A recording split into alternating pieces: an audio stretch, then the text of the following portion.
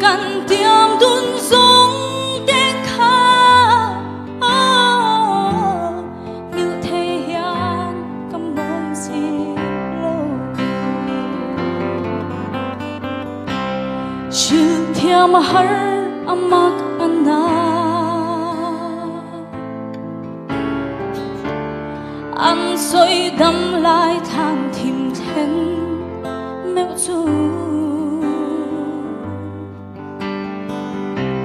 mù lệ mal reng anh này thấy con em lệ qua đây hiền mình em mà na du thu lên xa mây mô ca chân tốt lim te cần lên đun lái đi dòng te lệ cần chuan nát lang lệ mua dòng te vong reng na nghe lời la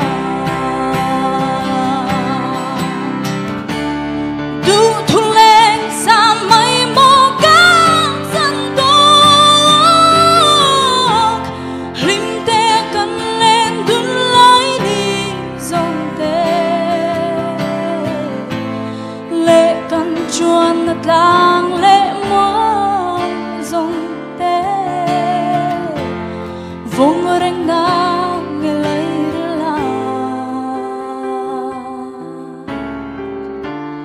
vong reng na